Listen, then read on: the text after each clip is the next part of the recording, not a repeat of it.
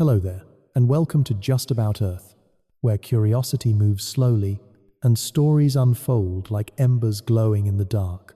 Tonight, let's drift back farther than memory can reach, to a time before walls, before beds, before clocks, a time when sleep was not something you planned, but something that arrived softly, like snow settling over the mouth of a cave. The Ice Age had no mercy for comfort. The wind carved through valleys like invisible knives, and nights lasted longer than we can easily imagine. Yet somehow, in those long frozen winters, humans found rest, real rest. Not the restless tossing of modern nights, but deep, unbroken sleep, the kind that let them wake renewed enough to face a world of ice again. If you listen closely, you can almost hear it now. The distant sigh of wind over rock, the crack of frost expanding in the dark, and beneath it all, a small, steady rhythm, breathing. Because even when the world froze, someone, somewhere, was sleeping. Maybe you're lying in bed right now, listening from the warmth of your blanket. Maybe you can feel the weight of the day slowly leaving your body. Before we follow our ancient ancestors into their night, take a deep breath in and let it go. That sound, the small hush between inhale and exhale, is older than history. It's the sound they heard too, when all other noises fell away. Long before the word home existed, there were places that felt like it. A curve in the stone that caught the wind just right, a patch of dry ground where the snow didn't reach, a cave mouth glowing faintly with the reflection of a fire they didn't yet know how to make. It wasn't warmth that drew them there, it was silence. A silence so full it wrapped around them like a second skin. They didn't name it safety, but they felt it. In that silence, sleep came easily. Their bodies obeyed the light and dark as faithfully as the tide follows the moon. When the sky dimmed and the temperature fell, their pulse slowed. Their breath matched the rhythm of the wind. They slept not because they wanted to, but because the earth told them to. It's strange to think about now, how sleep once belonged to nature, not to schedules. No alarms, no glowing screens, just darkness, and darkness, in those days, was complete. It wasn't something you could fight. It was a sea you sank into without resistance. Some scientists believe early humans may have slept in two parts, a first deep slumber after dusk, and a second, lighter sleep before dawn. Between them, there was a gentle waking, a time to stir the embers, to whisper, to check the world outside the cave. Imagine that moment. Your eyes open in darkness, the air cold enough that each breath rises like mist. Beside you, the warmth of others' family, tribe, heartbeat. The world outside unknown, but inside, a cocoon of breath and body heat. They didn't have beds, but they understood comfort in a way we've mostly forgotten. Fur layered on fur, moss stuffed between stones, children pressed between adults like seeds in a pod. The walls of the cave trapped not just heat, but scent, smoke, sweat, life. It was the smell of safety, and in that smell, they dreamed. What did they dream about? Those first sleepers of the world? We'll never know for sure, but we can guess. Dreams of fire, perhaps, flickering visions of something they didn't yet have. Dreams of the hunt, of running through white plains where the wind had a voice. Dreams of ancestors, or of the animals whose bones lay outside the cave. Maybe even dreams of us, the future children who would one day try to remember them. When we think of the Ice Age, we picture struggle, frozen hands, hunger, danger. But the truth might be gentler in moments. There were also nights of peace, where everything outside the cave fell silent, and all that remained was breath and warmth. No predators prowling, no storms breaking, just the pulse of the earth itself, beating through the rock. Those were the nights when humanity learned the art of surrender. To sleep was to trust. Trust the others to keep watch. Trust the cave to hold.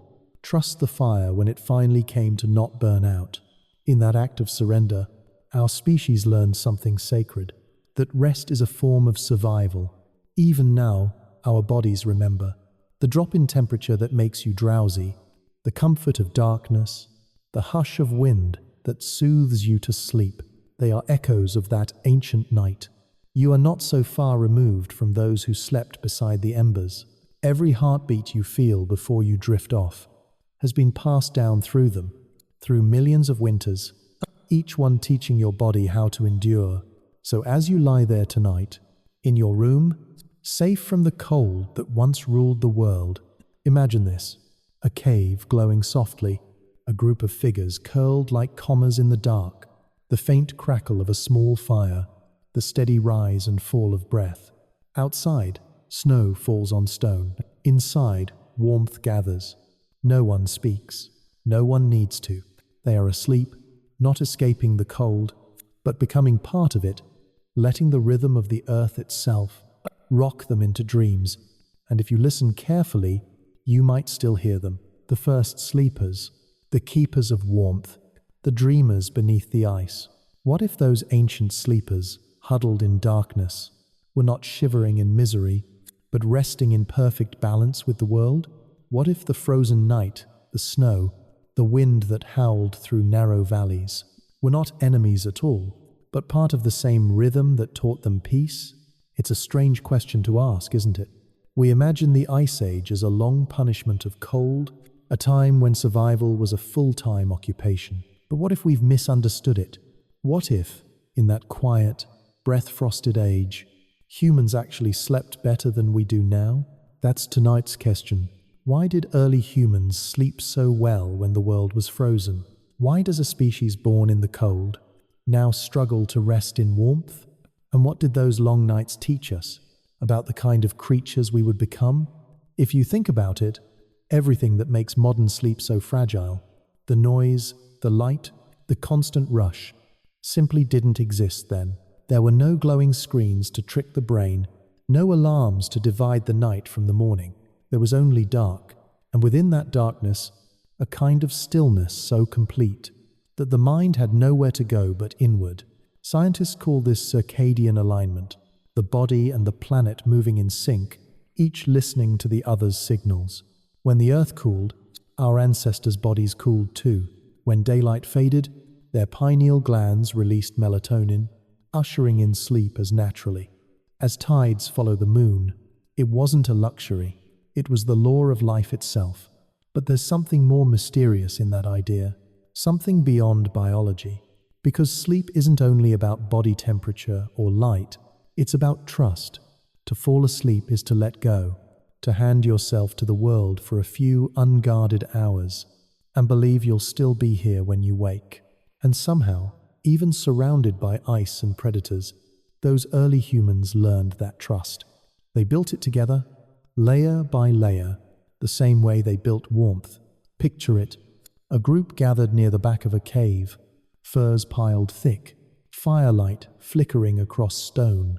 Outside, the wind claws at the entrance, but inside, it's calm. Someone feeds the fire. Someone else hums softly. The youngest child presses closer, to the steady heartbeat of an elder. The warmth isn't just physical, it's communal. Every sleeping body adds to the heat of the next.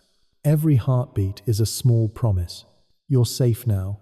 Maybe that's why their rest ran deeper than ours. They didn't separate sleep from life. They didn't see it as wasted time. To them, rest was the pause that allowed tomorrow. And in that pause, the mind drifted through something vast, the ancient conversation between fire and night. Think for a moment about your own last night's sleep. How many noises, how many small interruptions pulled you half awake? How many thoughts followed you into the dark? We live surrounded by comfort, and yet so often fail to rest. Perhaps comfort and peace are not the same thing. Perhaps the caveman, with his frozen breath and aching hands, knew peace more intimately than we ever will. Some anthropologists suggest that cold itself improved their rest. When the body cools, the heart rate drops, metabolism slows, and the brain begins its nightly repair. Even today, sleep scientists tell us that slightly cool rooms lead to deeper sleep. It's as if the ancient memory of the Ice Age still lingers in our cells, reminding us that rest belongs to the cold. But beyond science, there's another layer, a spiritual rhythm that no data can measure. Because sleep, in its oldest form, wasn't just a biological reset, it was a kind of communion.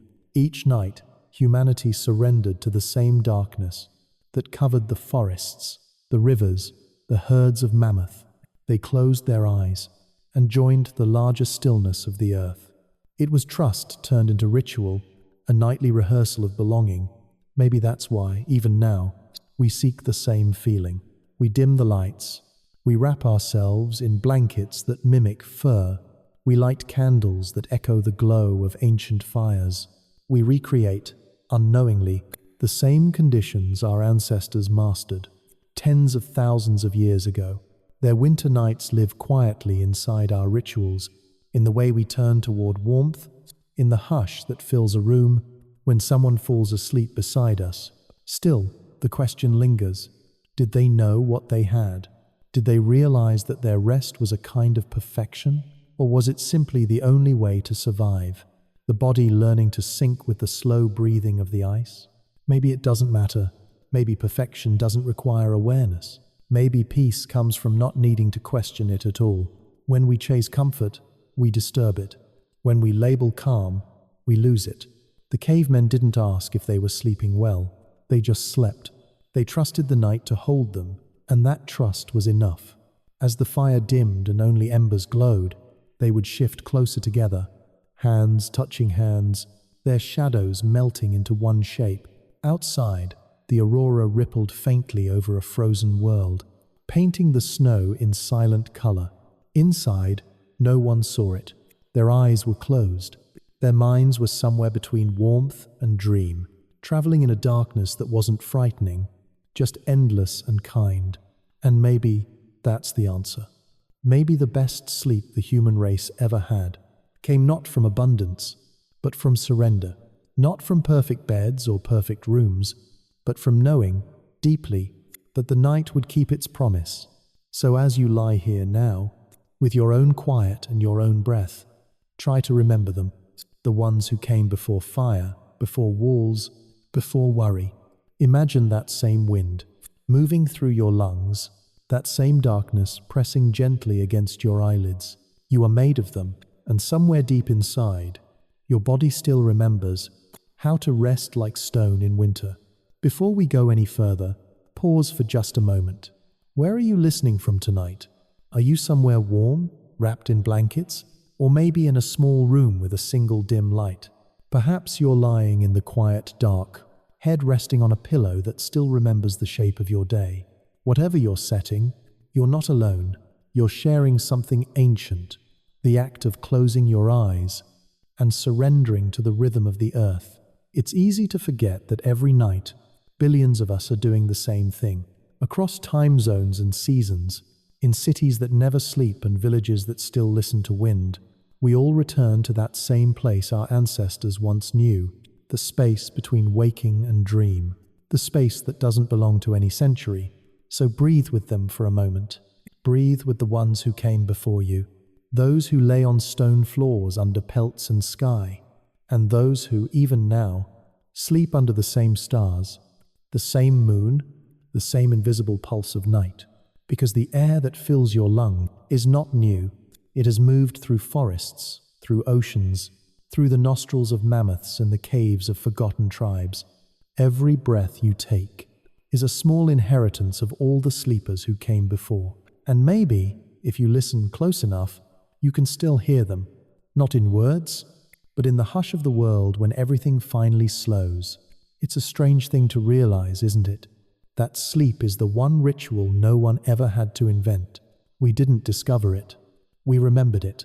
It was already part of us, woven into the first moments when warmth met darkness. In that sense, you are continuing a ceremony older than fire, older than language. When you close your eyes, you step into a rhythm that has been beating since before history began. Look around your space now, wherever you are. Maybe there's a small glow from a lamp or a phone screen. Maybe shadows move softly across the wall. The sounds of the present cars, air conditioners, distant voices, they might seem far from the Ice Age, but they are part of the same human lullaby. Every generation adds a new verse. Every heartbeat carries the same melody. So, before we dive deeper into the cold past, let's make this quiet connection. You, sitting or lying here, me, a voice drifting through time, and them, those figures curled beside an ancient fire, thousands of winters apart, but breathing in the same pattern. Inhale, exhale, rest. When they slept, they didn't think of history or progress. They didn't worry about the next century or the next invention. They slept because night had come, and because the body knew what to do. We've added layers of thought since then. Worries, responsibilities, clocks. But the design underneath hasn't changed. Your body still understands the night, in a way your mind never fully will. It remembers what the cold meant, what the quiet asked of it. Sometimes, when you're tired after a long day, and you finally let go, you might feel that memory flicker inside you. That small ancient knowing that sleep is not a task, but a return. In their world, the line between waking and dreaming was softer. The glow of fire blurred into the dark. The sound of breathing blended with the wind. Children would drift off, to the rhythm of their parents' voices, and those voices would fade into the crackle of embers. It was a world without edges, where night wrapped around everything like a living thing. If you could stand there now, if you could step through time and walk quietly into that cave, you'd see a scene that feels both foreign and familiar. A circle of light surrounded by shadows, people resting shoulder to shoulder, their faces soft in sleep. One figure, perhaps the watcher, sits near the entrance, tending the flame. Outside, the storm rages unseen. Inside, there is only warmth and peace and slow breathing. That watcher, whoever they were, might have looked into the fire and thought about the same things we think about now. How fragile warmth is, how precious stillness can be, how strange it is that in a world so full of danger, there can still be such calm. When you imagine that scene, your body starts to understand it. Your shoulders loosen, your breath deepens. It's as if your muscles recognize the story, because somewhere deep in your nervous system, you've been here before. You've known the comfort of dark walls, the security of closeness, the trust of night. So, for now, you can let the noise of your own time fade. Let the worries that linger on your skin dissolve. Let yourself belong to that same ancient quiet. You don't need to go anywhere. You're already there, resting inside the same rhythm that guided the first dreamers of the world. Their fires are gone now, their caves collapsed, their bones returned to the soil. But the warmth they created didn't vanish. It became memory. It became instinct. It became the thing inside you that sighs when the light dims and whispers, "It's time." So tonight, while the world outside hums with its endless motion, let yourself fall into their stillness. Let your thoughts drift the way smoke rises from old fire. Every spark of curiosity that led them to survive now burns quietly in you. You are their continuation. Their silence is your rest. Take one last breath with them now. Inhale the cold of the Ice Age. Exhale the warmth of your own small fire. And when you're ready, we'll keep walking, back through the centuries, back into deep time, to see how the frozen earth itself became the greatest bedroom ever built. Close your eyes for a moment. Imagine time itself breathing slow, heavy, older than mountains. We're moving now, drifting backward through millennia. Civilizations fade, forests vanish, seas retreat and return. The map of Earth rearranges like a slow dream. Continents shift, glaciers spread, and the air grows sharper. When we finally stop, it is the last ice age, roughly 20,000 years ago. The world is quiet, not empty, just hushed, as if holding its breath. Vast sheets of ice, miles thick, blanket the north. Their weight bends the crust beneath them. Even the sky seems lower here, pressing down with cold blue silence. Beneath this frozen ceiling, life still moves.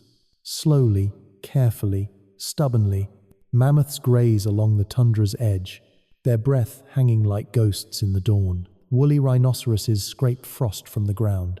Reindeer migrate in endless lines, their hooves drumming against the frozen soil. And somewhere between them all, small fires flicker in the dark. That is where we are. A few scattered tribes, wrapped in furs, following rivers that have turned to ribbons of ice. They carry stone tools, bone needles, memories of paths through frozen valleys. To them, this isn't prehistory, it's home. The Ice Age wasn't a single long winter.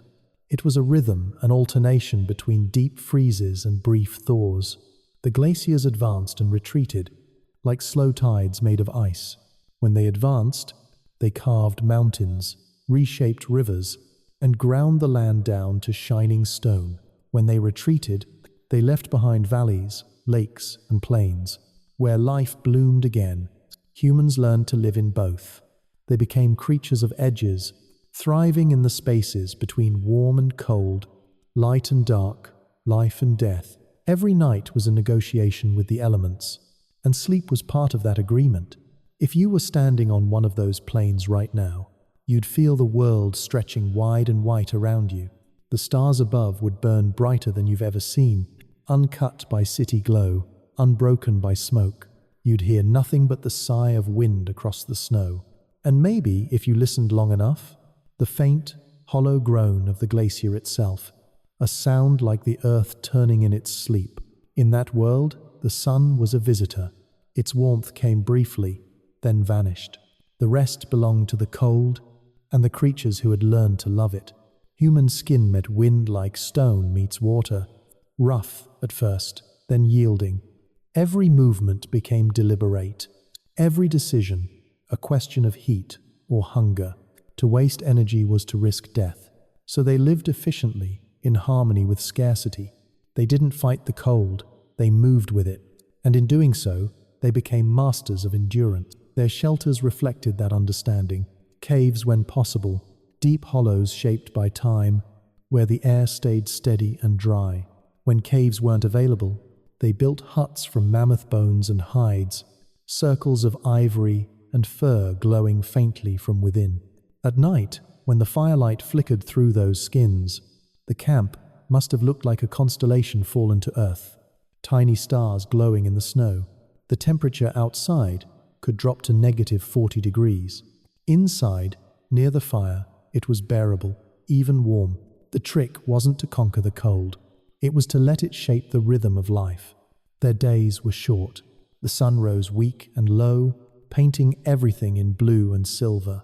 When it set, the world turned violet, then black, and stayed that way for hours that seemed eternal.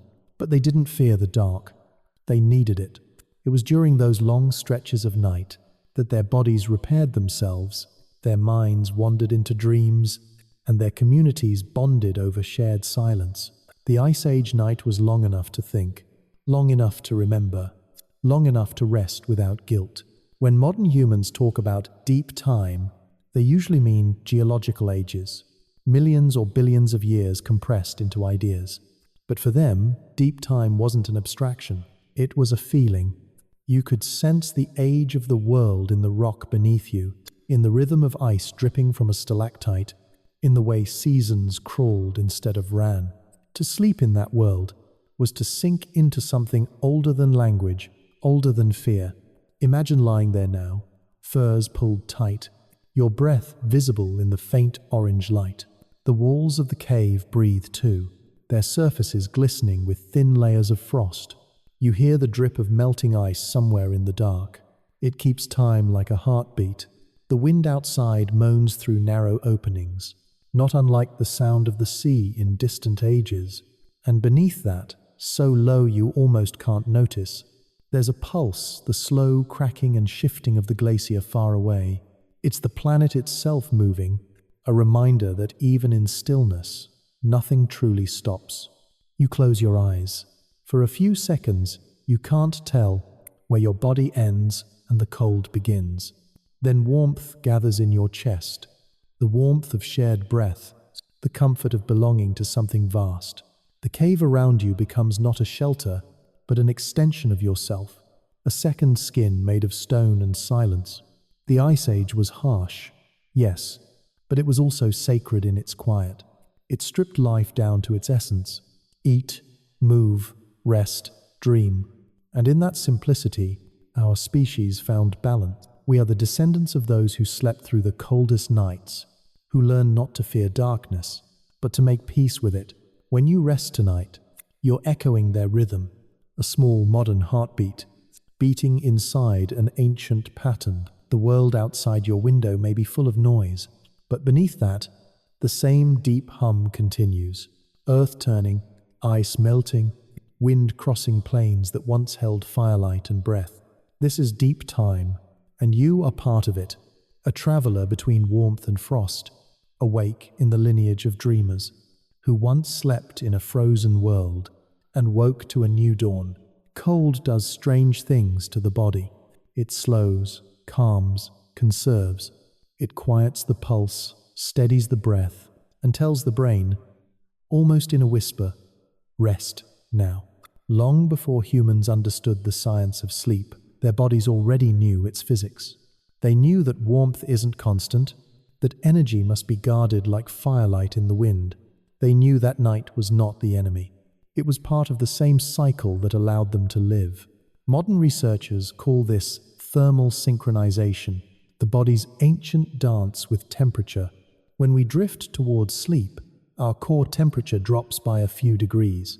Blood moves outward toward the skin, as if the body is surrendering to the world around it. The cooler the air, the easier this surrender becomes. That's why people sleep better in rooms that mimic winter. Why our deepest rest often comes when the world outside is quiet, still, and cold. In the Ice Age, this wasn't a choice. It was the environment itself. Every breath they took was chilled. Every night fell like a soft freeze across their skin, but their bodies adapted perfectly. Thicker layers of fat, slower metabolisms, shorter bursts of wakefulness, followed by long, deep hibernations of rest. They lived closer to the natural rhythm of the planet, the circadian cycle guided not by clocks or lamps, but by sunlight, firelight, and the slow fading of warmth after dusk. When the sun dipped below the horizon, their eyes read the color of the world, not numbers on a dial. Amber light, blue shadows, a soft dimming that told every cell, night is here. Sleep became less of a decision and more of a migration, a slow movement from activity into stillness, like birds returning to the same roost at the same hour each day. Even the dark itself played a role. Darkness wasn't absence, it was medicine. The lack of light triggered the brain to release melatonin, the hormone that cools the body, lowers heart rate, and allows the mind to drift. For them, the stars were their ceiling lamps, and their only switch was the sunrise. It's ironic, isn't it?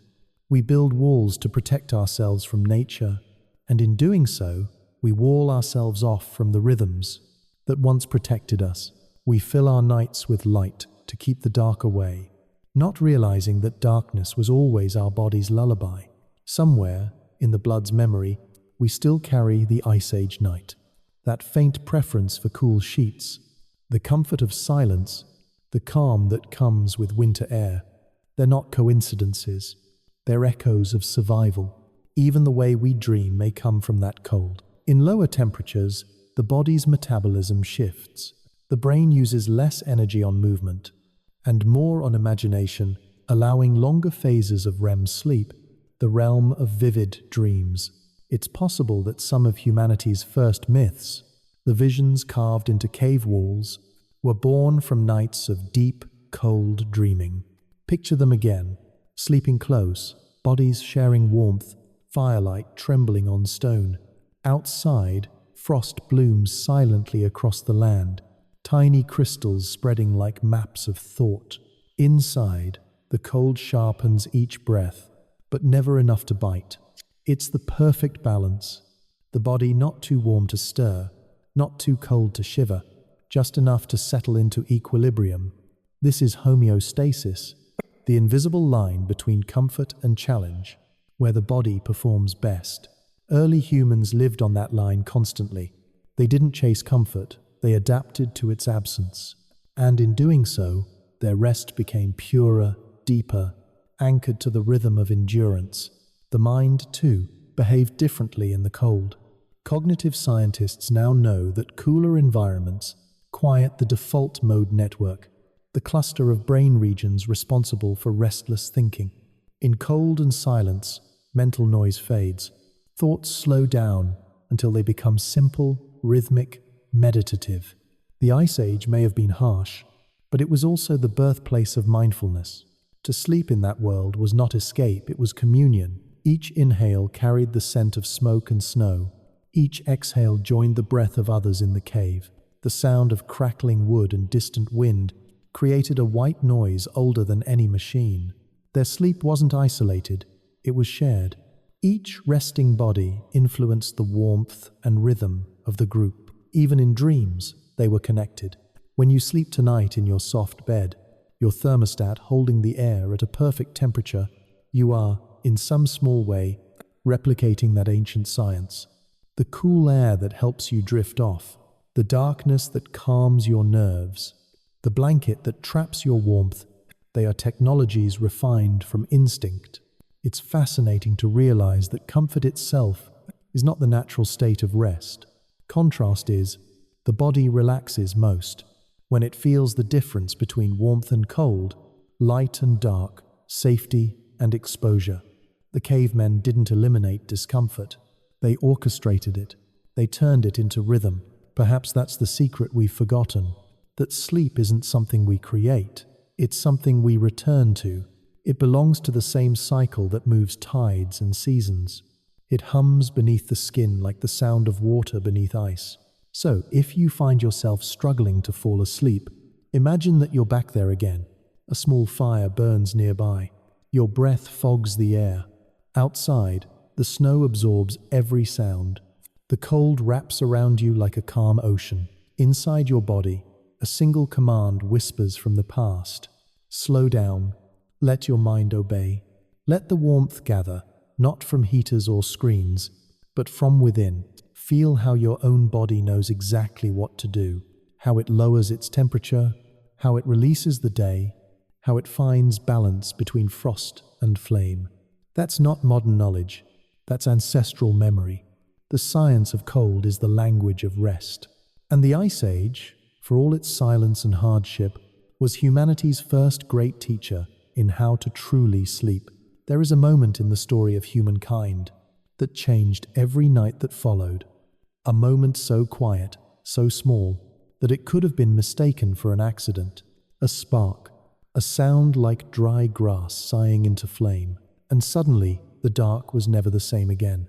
Before that, the Ice Age night belonged to the cold. The only warmth came from bodies pressed together, and the stars were the only light brave enough to stay. But when humans learned to hold fire, to trap it, feed it, speak to it, they turned survival into ceremony. Imagine the first night that flame lived in a cave. The walls shone with amber light, dancing like water, revealing shapes that had always been there, but never seen. Hands reached out toward it, and for the first time, shadows reached back.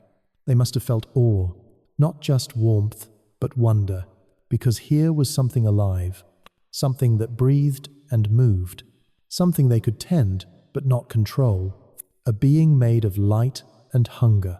And as they sat before it, their faces glowing red and gold, they began to understand that this new creature would change the rhythm of night forever. Fire made sleep possible in a different way. It was protection against predators, a shield against darkness. But it was also hypnotic. The way it flickered, the way it whispered and cracked, lulled the mind into softness.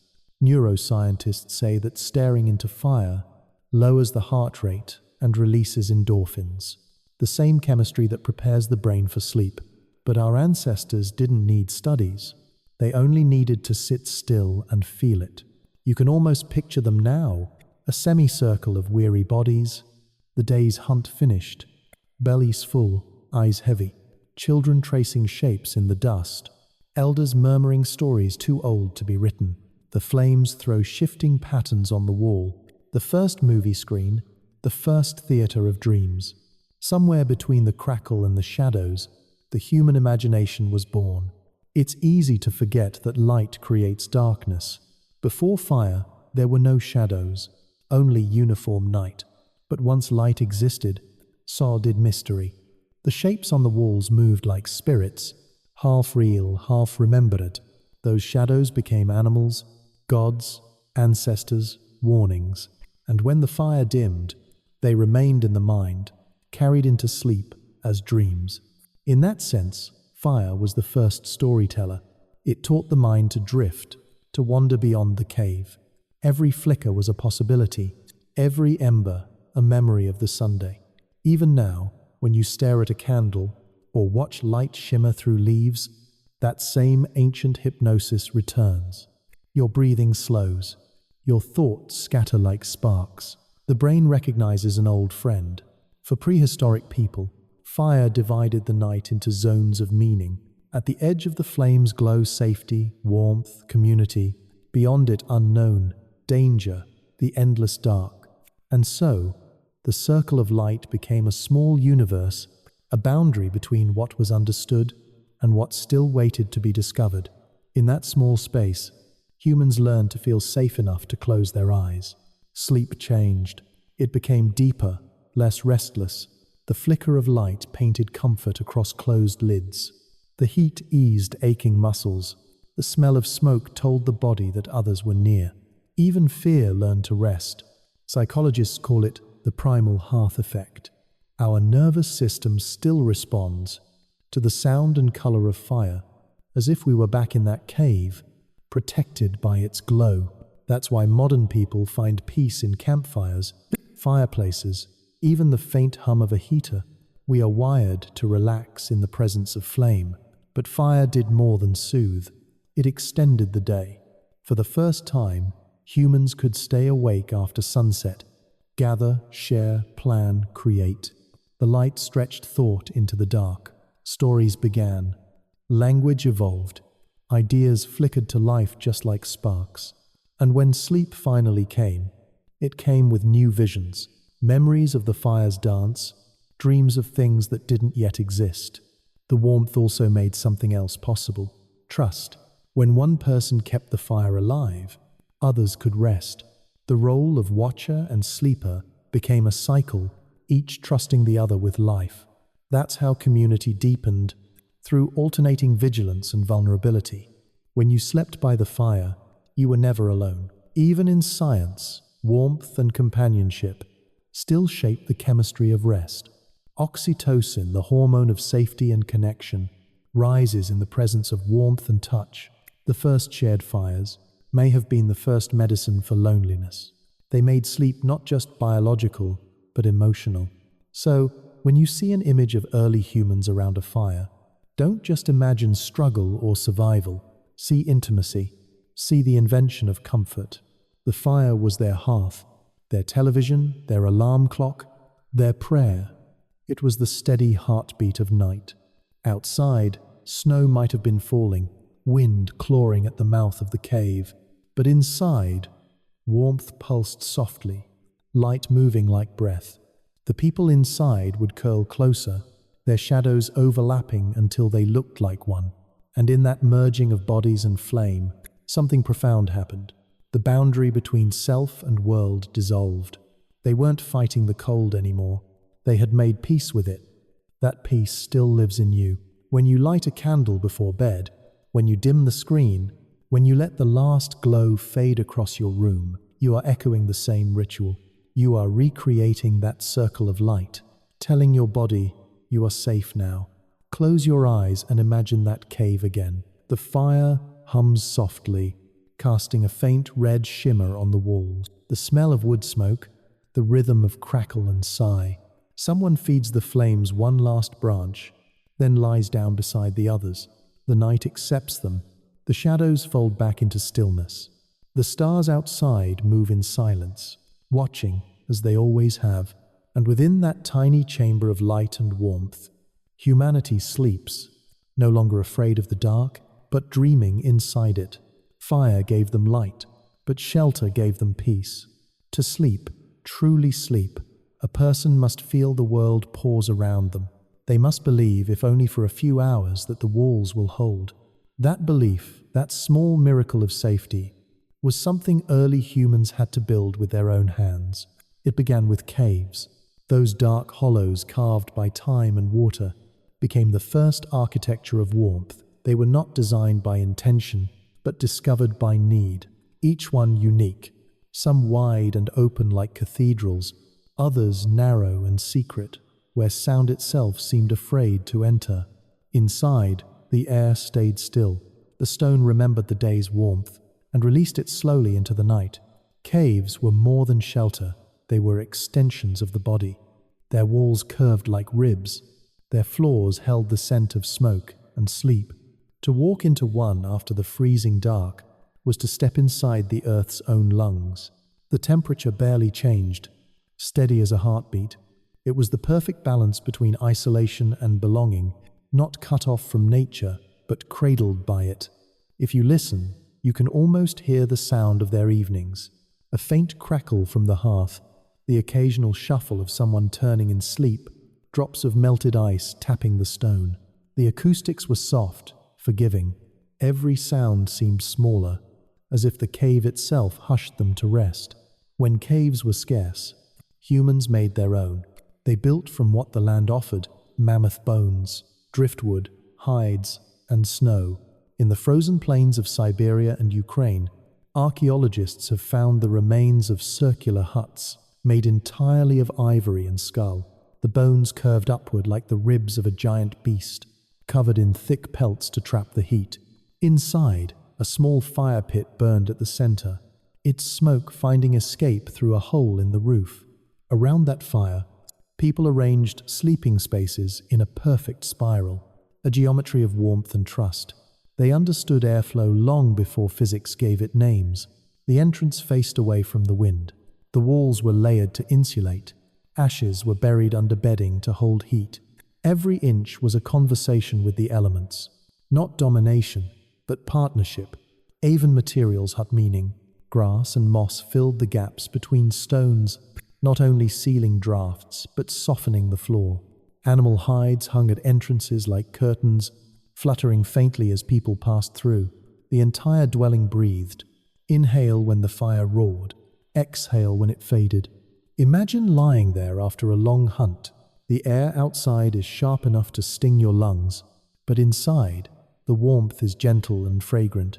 You can hear the muffled hum of wind pressing at the door flap, the soft murmur of others settling into sleep. Furs rustle like leaves. The heat of the fire lingers on your skin. You close your eyes, and the line between body and shelter disappears. This was architecture in its purest form, not decoration but empathy. The builders understood not just how to survive, but how to rest. They designed for silence, for darkness, for that slow descent the mind takes before dreams begin. Every element, the curve of the walls, the rhythm of air, the scent of smoke, was tuned to one purpose: to make the cold feel far away. Even the placement of the sleeping group mattered. Elders and infants near the center, hunters at the edges, the watcher by the door. Each body became part of a system, a living insulation of flesh and faith. If one moved, another adjusted. If one stirred, another reached out in half sleep, a hand on a shoulder, a reminder that no one faced the night alone. And then there were the sounds, small, human, constant, breathing, the occasional sigh or cough, the quiet crack of wood collapsing into embers. Outside, wolves might call, but the sound reached them only faintly, muffled by hide and bone and distance. The cold pressed against the shelter like a memory, but never crossed the threshold. It's easy to romanticize these places, to imagine them as cozy dens, untouched by hardship. But warmth in that world was fragile. Fires died. Storms buried entrances in snow. Sometimes the ice crept too close, and families had to move before the world swallowed them. And yet they rebuilt again and again, because warmth was not just comfort. It was hope made visible. Modern architects talk about human-centered design, but these early shelters were the original version of that idea. Every decision was born from listening to the body, how it shivers, how it breathes, how it needs both openness and enclosure. It was architecture shaped by instinct, tested by every sunrise. Somewhere deep in our biology, those shapes still live. The curve of a tent, the glow of a campfire, the hush of a room at night. They echo the same geometry. When you curl under a blanket, you're recreating a mammoth bone hut. When you close the door against winter wind, you're repeating a gesture that's 50,000 years old. We've built towers since then, cities that shine all night, walls that touch the clouds. But comfort hasn't changed. We still seek the same feeling our ancestors built by hand. A small space, a flicker of light, a silence that says, "You are safe." So, as the Ice Age winds sweep through the world outside, picture that circle of warmth glowing in the dark. A home made from bone and belief, a design born from necessity, refined by generations who measured success not in wealth, but in how deeply they could sleep. The snow might bury their footprints by morning, the wind might erase their paths, but their shelters, those fragile architectures of warmth, were enough to carry humanity through the coldest centuries. And when you drift off tonight, beneath your own roof, you'll be continuing their masterpiece. A house, a cave, a blanket, they're all versions of the same prayer. Let the night be kind. Let the walls remember warmth. Let sleep find me and keep me until the light returns. When the last hunt of the day was done, and the light began to fade into that long, slow twilight, a quiet choreography unfolded. The Ice Age night didn't fall suddenly. It seeped in first through the color of the sky, then through the chill that crept along the ground, then through the silence that told every creature, it's time to rest. For early humans, this moment marked the beginning of their nightly ritual, a sequence of gestures so old, so constant, that traces of it still echo in our lives today. One person would feed the fire, placing a final ring of stones to keep the coals from drifting. Another would fetch snow to melt for water, its surface glittering like powdered stars. Children gathered closer to the heat, their hands stretched out to catch the sparks. And in that flicker of warmth, the day gently exhaled. The sounds of the world changed. During the day, there were calls, thuds, voices, the distant crack of ice splitting under the sundae. At night, the air carried only breath and crackle. Even the animals understood the rhythm. Wolves began to sing in long, lonely phrases, and mammoths shifted in their sleep far across the valley. Inside the shelter, everything slowed. Those who had stood watch the night before now lay down first. The oldest told stories, half memory, half myth, while their eyes followed the rhythm of the flames. Their voices were low, a murmur meant more to comfort than to inform. There were no clocks, but they measured time by the burning of the logs, by how many breaths it took for embers to fade to gold. Each night was divided into simple roles: the watcher, the dreamers, the tenders of flame. It was a sacred rotation, a trust passed hand to hand across the dark. The watcher sat nearest the fire, sometimes two, sometimes three, each one chosen not for strength, but for wakefulness, the ability to listen when others could not. They learned to read the night, to tell a storm from a predator by the tone of the wind, to sense when the cold was turning cruel. They were the first guardians of sleep. There's a kind of intimacy in this pattern, a balance between duty and surrender. To guard meant to stay awake with the dark, to carry its weight so others didn't have to. To sleep meant to trust completely, to let go of fear because someone else had taken it for you. In this rhythm, the tribe became one body, one heart beating, one breath shared among many. As the night deepened, the firelight dimmed until the world turned almost monochrome. Shadows stretched and merged, and the warmth of others replaced the warmth of flame. Couples and families curled closer, arranging themselves like puzzle pieces. The youngest slept pressed between two older bodies, the safest place in the world. Hands rested on fur, legs overlapped, breaths aligned, and in that pattern, they built the first lullaby, the sound of belonging. It wasn't always peaceful. There were storms that rattled the walls, whines that howled through cracks like voices of the dead. Sometimes, the watcher would wake them, a sound outside, a flicker of movement in the dark. In those moments, the entire group would rise together, the fire stirred, spears ready, the line between sleep and wakefulness vanishing in an instant. Then, when danger passed, they would settle again, slowly, quietly, the adrenaline fading into the same steady rhythm of breath. In those rituals, fear, trust, return. Our species learned something more than survival. We learned how to share calm. We learned that peace is not the absence of threat, but the choice to rest even when the threat remains. As the night continued, the watcher would sometimes hum. No melody, no words, just a low tone to keep the fire company. Maybe it was comfort for themselves. Maybe it was to let the sleepers know, I'm here. That sound might be the ancestor of music itself, a rhythm born from watchfulness, from the desire to turn silence into reassurance. Every culture that followed would keep some version of this ritual. The bedtime stories told beside the hearth, the lullabies whispered to children, the gentle hum we make when someone we love drifts off. All of them are echoes of those nights. And though we've replaced bone huts with houses and firelight with electric glow, we still live by their pattern. We check the doors, dim the lights, speak softly, make sure someone or something is guarding us while we sleep. The ritual is the same, only the materials have changed. Imagine that final hour before everyone sleeps. The fire is low but alive, embers pulsing in orange rhythm. The air smells of smoke, animal hide, and melted snow. Someone shifts closer to the center.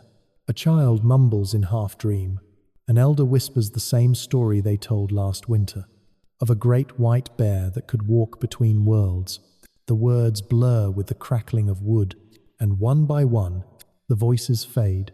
By now, only the watcher is awake. They sit quietly, the flicker of flame painting gold across their face.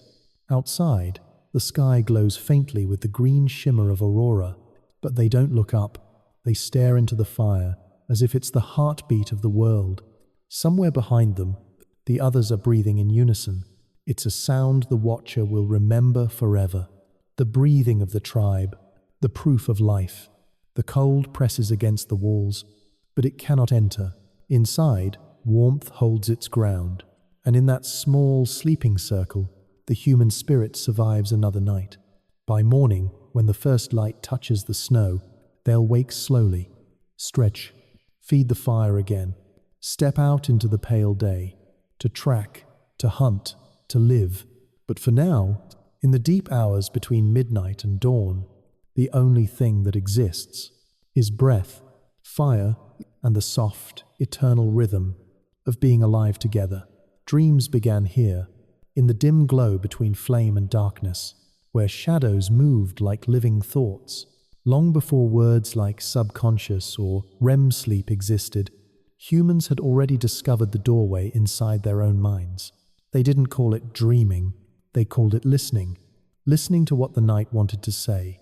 Imagine them gathered around a small fire, deep inside a cave whose walls glisten like the skin of some ancient creature. The hunt is finished, the cold is waiting beyond the entrance, and everything alive has curled inward for warmth. The flames twist slowly, breathing color into the walls: red, gold, black. Someone stares too long, and suddenly the shapes begin to move. A curve of stone becomes the back of a bison.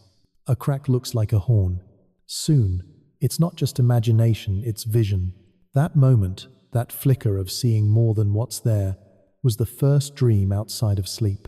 And when they finally closed their eyes, those same visions returned, only softer, as if the fire had followed them inward.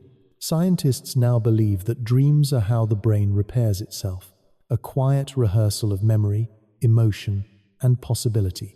But for them, dreams were not just private illusions. They were messages. The mind was not separate from the world. When they dreamed of mammoths, they took it as guidance for the hunt. When they dreamed of ancestors, they believed they were being visited. And when they dreamed of fire, they thought the flame itself was speaking. Every morning, before the day's cold work began, they shared these dreams. One by one, they recounted what the night had shown them. Some were simple visions of snow, water, or children laughing. Others were strange, rivers flowing backward, stars falling into caves, faces changing shape. No one dismissed them. To dream was to receive, to listen was to live wisely. Around the fire, the boundary between dream and waking life blurred. The heat made the air shimmer. Smoke twisted upward like a bridge between worlds. Some anthropologists believe that the hypnotic rhythm of firelight could trigger mild trance states, the same alpha waves that mark the beginning of sleep. To watch flame for too long was to drift halfway into dream, awake yet open, present yet somewhere else. Think about the last time you lost yourself staring into light, a candle, a sunset, the glow of a fireplace. Your thoughts slowed, didn't they? The world seemed to dissolve at the edges. That too is ancient. Your brain still recognizes the invitation to drift, the signal that it's safe to wander inward. To those early dreamers, the mind wasn't something inside the skull. It was part of the air, a current that passed between people and places. Dreams were shared property, not possessions. When someone spoke of seeing a herd of animals in sleep, the others listened as if it were weather a sign, not a story. Dreams guided migrations, marked seasons, and explained the unexplainable. Even the first art on cave walls may have begun as dream residue. Look at those figures: bison, horses, handprints, spirals. They float in the dark, like memories of motion. Archaeologists find torch marks near them, suggesting they were painted at night, by firelight. Perhaps the painters were not decorating their homes, but recording what they had seen while dreaming. The cave became both bed and canvas, a place where inner and outer worlds overlapped. In that way, dreams became the first stories. They taught people that imagination could feed life, that a vision could change behavior, that a shape drawn in ash could carry the same power as a vision glimpsed in sleep. In those caves, under that flicker of light, the roots of art, ritual, and faith intertwined. All of it began with the question, "What did you see last night?" There's something deeply human about that. We still do it. We still wake and tell each other our strange, private movies. We still believe that dreams mean something, and perhaps they do, not as prophecy, but as memory trying to heal itself. The IceAge dreamer didn't need Freud or analysis. They needed only to feel that their vision mattered, and in giving it voice, they gave meaning to life itself. Imagine one such dreamer, waking in the half-light before dawn. The fire has burned down to embers, filling the air with a soft metallic scent. Everyone else is still asleep, their bodies bundled in furs, their breaths forming tiny clouds. He sits up slowly, watching the glow on the walls. He's seen this place before, not in waking, but in the dream that still clings to him like mist. A figure of light walked through the snow and left no footprints. He doesn't know what it means. He doesn't need to. He just remembers. That, too, is the essence of dreaming. Not to understand, but to remember. To hold on to a piece of mystery long enough to let it shape you. When morning came, and they stepped out into the glare of snow, the dream would dissolve like smoke, but a trace of it would remain: a feeling, a direction, a wordless knowledge that the world is larger than what can be seen. Maybe that's why we still dream by firelight. We still crave that space between worlds, the half-lit place where imagination is allowed to breathe. In a sense, every time you close your eyes before sleep, you're sitting by that same ancient fire. Your mind glows with quiet light, casting its own shadows across the walls of memory. You drift, and your thoughts start to move like animals across the cave of your skull. They leap, they blur, they vanish into the dark. The fire hums softly. The night presses close, and somewhere in the endless distance between then and now, our ancestors are still dreaming too. Their visions are not gone. They are carried in us, in every spark of imagination, in every dream we wake from whispering, "I don't know what it meant, but it felt real." Because it was. It always was. Dreams are the fire that never went out. It's easy, in the quiet of imagination, to picture those IceAge nights as peaceful, a circle of warmth, a fire humming softly, a family wrapped in fur and calm. But there is another truth, colder and sharper, waiting just beyond that glow. The Ice Age was not a gentle time. It was a world of hunger, of storms that could erase the horizon, of predators that moved faster, thought quicker, and slept less. Rest was precious, but it was also dangerous. Every night carried risk. Every flicker of flame could reveal you to eyes watching in the dark. Sometimes, the fire had to be hidden, smothered behind stone or snow, its light reduced to a glow that could barely be seen. They slept without its comfort, their only warmth the breath of one another. Their dreams, if they came at all, were shallow, broken by wind and fear. There were nights when the cold crept in like an enemy, through cracks in the walls, through the soles of their feet, through the lungs of children. Frost could claim you quietly, slipping between heartbeats, one mistake, one ember dying too soon, and the whole shelter could fall silent by dawn. The watchers knew this. That's why they never fully slept. Even with eyes closed, their bodies stayed alert, ears tuned to the smallest sound. A shift of snow, a breath that stopped too long, the whisper of claws on stone. For them, rest was never total. It was something negotiated, moment by moment. To sleep in that world was an act of courage, because sleep meant letting go, and letting go could mean never waking. They must have known that, and yet they still did it. Every night, that defiance, the willingness to trust the dark, to dream even when death prowled outside, may be the most human thing of all. Some nights, they didn't dream of spirits or stars. They dreamed of hunger, of empty traps and long marches, of the faces of those they'd lost. They carried grief into sleep like another layer of fur, something heavy, necessary, and always close to the heart. Archaeologists find traces of this reality in the bones they left behind. Fractured ribs healed crookedly, arthritis in spines barely 20 years old, tooth decay from hard roots and frozen meat. Their lives were brief, and their nights often restless. But here's the paradox. Out of that struggle came resilience. The kind of sleep they had wasn't fragile, it was earned. When the body spends every daylight hour surviving, night becomes a surrender so deep it borders on sacred. They may have fallen asleep exhausted, but they woke renewed, ready again to face the cold world waiting outside. Today, we call exhaustion a problem.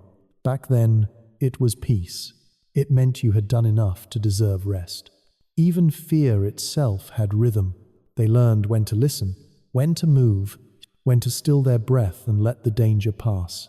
Fear became part of their lullaby, a note in the background that reminded them they were alive. You can feel a faint echo of that rhythm in your own body. When you lie awake, listening for a sound that isn't there, that's ancient memory. It's the watcher in your blood, the instinct that once kept you alive. And when finally you relax, when the silence becomes trust, that too is inheritance. The Ice Age didn't just test humanity's strength, it tested our capacity to rest in uncertainty, to find peace even while knowing that peace could vanish. That ability to live between danger and calm is what made us endure. There were also moments of tenderness that no hardship could erase. Mothers humming softly to children under hides. Partners holding each other not from romance, but from the simple need to share heat. Small gestures of care that transformed survival into love. In that way, even the hardest nights carried beauty, because they reminded people why they wanted to see another dawn. The world outside might have been cruel, but inside the circle of warmth, they built meaning from endurance. Every spark of fire, every act of kindness, every shared breath was a declaration. We are still here, and perhaps that's why we, their descendants, still seek warmth when the world feels cold. We light candles, wrap ourselves in blankets, tell stories to fill the silence. We think we're being modern, but really we're repeating a ritual older than language, a ritual born in fear, perfected by love. So yes, the Ice Age was brutal. Yes, sleep was fragile. But within that fragility, something eternal took shape. The understanding that safety is not the absence of danger, but the promise we make to each other in its presence. Outside, the wolves howled. Inside, someone turned in their sleep, and another reached out instinctively, hand finding hand. It wasn't much, but it was enough. If you listen tonight, beneath the hum of your own world, you might still hear that quiet exchange. Not words, not music, just the soft agreement of survival, the sound of one life keeping watch so another can rest.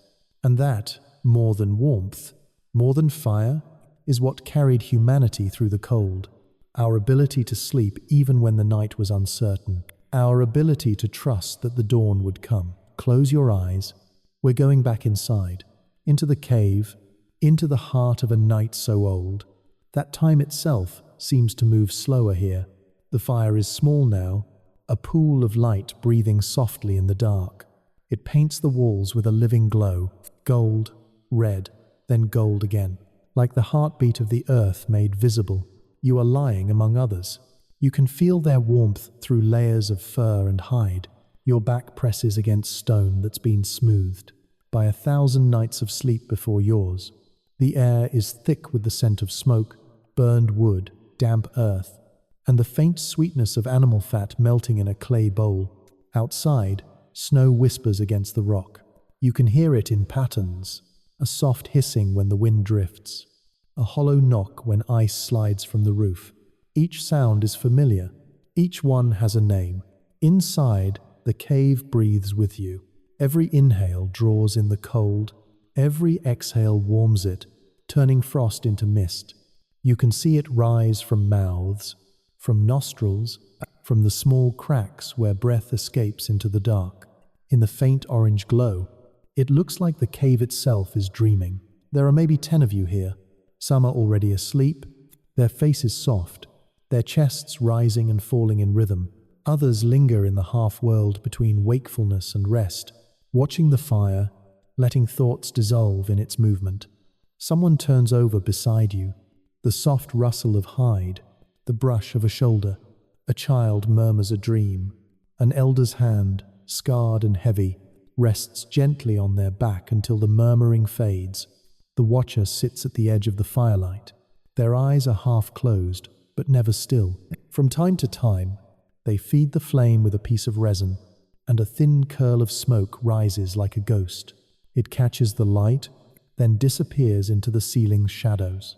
The warmth here is not constant. It comes in waves, a pulse that travels from the fire to your skin, fading, then returning again. You find yourself sinking to it, your breath rising with its glow, falling as it dims. Even the silence feels rhythmic, as if the world has chosen to move in time with you. Your eyes wander along the walls. Faint shapes linger there. Handprints, charcoal outlines of animals, maybe drawn by someone who once sat exactly where you are now, their fingers pressed against the stone, to leave a mark that would outlive them. Their thoughts, their fears, their need to be remembered, still echo faintly in the light. The flicker of flame makes those drawings shift. For a moment, the bison seem to run again. The mammoth sways its great head. The hunter's arm lifts a spear. The cave comes alive, not with noise, but with motion. It's as if the fire remembers the stories better than people do. A gust of wind moves through the entrance, carrying the sharp scent of snow. It touches your face like a cool hand. You pull the fur closer, feel its rough edge against your cheek. The warmth underneath returns immediately, spreading through your chest, down your legs, to the tips of your fingers. You sigh. The sound joins the quiet chorus of breathing around you. The watcher hums softly now, a tune without words. It weaves through the air, mixing with the crackling wood, the slow hiss of the fire's heart. It's not a song meant to be heard. It's a sound meant to be felt, something to let the night know that you are here, alive, awake. Your thoughts drift in and out, unfolding like smoke. You think of the day, the crunch of snow underfoot, the weight of the hunt, the laughter when someone slipped and fell into a drift. The memories pass like shadows on the wall, and soon even they fade. The darkness deepens, and with it, a strange calm takes hold. It's not sleep yet, but something close. Your mind loosens its grip. Your breathing slows until you can hear your own pulse, steady and low, blending with the sound of the fire. It feels ancient. It feels right. Somewhere far away, a wolf howls. The sound travels through the frozen air, echoing off cliffs and trees. Before reaching this cave, a faint, haunting melody that feels both lonely and alive. No one moves. No one is afraid. The sound is part of the night, just another voice in the great choir of survival. You let the noise wash over you. It fades, and what's left is silence again. The kind that feels not empty, but full of presence, of breath, of history. This is what sleep meant then. Not escape, not luxury. It was belonging. It was a way to become part of the earth again, to dissolve into the same stillness that cradled rivers and mountains. Your eyelids grow heavy. The world narrows to heat and heartbeat. The watcher's hum drifts further away, then disappears completely. The fire collapses into embers, each one a tiny sun sinking into itself. The cave darkens until you can't tell where your body ends and the world begins. Outside, snow continues to fall, layer after layer, covering the footprints, softening the edges of stone. By morning, the cave will look untouched, as if no one ever lived here. But inside, beneath the furs and ashes, humanity sleeps, and the dream continues. The fire was never just fire. Not then, not ever. It burned at the center of every night, not only to warm, but to remind them that light could be born from darkness, that something fragile could survive if cared for. The hearth, the circle of stone, ash, and flame, was humanity's first altar. Long before temples, before prayers had words, this was where they placed their faith, not in gods they couldn't see, but in the simple, steady pulse of warmth that pushed back the cold. To tend the fire was not a chore, it was devotion. Someone always stayed awake to guard it, feeding it with patience, whispering small sounds as if to reassure a living thing. Because in a sense, it was alive. It breathed. It consumed. It slept and woke. It responded to touch and care. When the flame shrank too low, they leaned close and blew, their breath mingling with the smoke. In that moment, human warmth became one with elemental heat. Man and nature exhaled together, keeping each other alive. That gesture, the careful breath on dying coals, is one of the oldest acts of love on earth, the kind that asks for nothing in return. Over time, fire became more than survival. It became symbol. Its light gathered stories. Its warmth gathered families. Every spark carried memory. When a child was born, they held it near the fire for blessing. When someone died, ashes were returned to the same circle to join the flame that had watched them live. In that glow, life and death were not opposites, just different kinds of warmth. The hearth became language. To keep the fire meant to keep hope. To lose it meant despair. Even now, those phrases still linger in the way we speak. Every time we talk about a burning love or a light within, we are repeating the metaphors of that ancient cave. The hearth was the first teacher of continuity. It showed that life was not something you could hold, only something you could tend. Flame cannot be owned. It must be shared. And so they shared it, from fire to fire, from generation to generation. Picture them traveling across the frozen plains. The stars above look close enough to touch, the snow reflecting their faint light. In the hands of one walker, a small ember glows in a nest of moss and bark. He shields it from the wind, nursing it through miles of silence. When they stop for the night, he kneels and feeds it new life. Within moments, a flame rises again. The hearth reborn, the world reborn. That ember was more than heat. It was memory made visible. It was yesterday carried into today. Without it, the tribe lost more than warmth. They lost identity. Fire was their story, alive, fragile, and eternal all at once. Even in the mind, it became metaphor. The brain began to associate light with thought. The flicker of flame mirrored the flicker of understanding. From there came an idea that would never leave us, that consciousness itself was a kind of fire. That imagination burned, and when shared, it spread. You can still feel it today. Every time you have a spark of insight, every time a new idea glows in the dark corners of your mind, you're reliving that first miracle. The human heart became a hearth long ago. It learned to keep its own steady flame. In those ancient nights, when they lay down around the fire, the glow reached every face. Even closed eyelids turned red with its warmth. The fire touched everyone equally. The hunter, the child, the elder. No hierarchy, just circles of light, all breathing the same air, all dreaming under the same pulse. And yet, fire was never safe. It could bless, but it could also punish. Too much, and it devoured. Too little, and it vanished. That duality made it sacred. They learned reverence through fear, a careful respect born of awareness that everything powerful must also be fragile. In that way, the hearth became the first mirror of the human condition. We too burn. We too require balance. We too can destroy what we love if we don't learn restraint. Think about that when you look at a flame. Notice how it moves. Always rising, always searching, never still. That's life. That's memory. That's you. Even the ashes had meaning. When morning came and the fire was allowed to rest, they didn't discard them.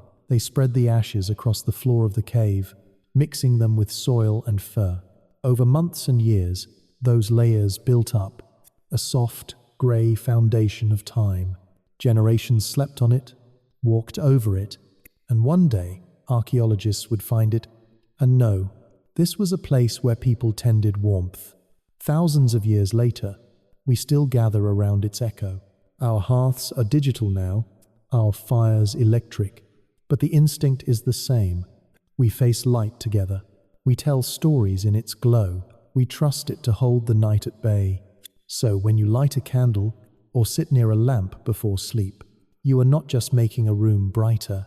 You are reenacting one of the oldest rituals in history.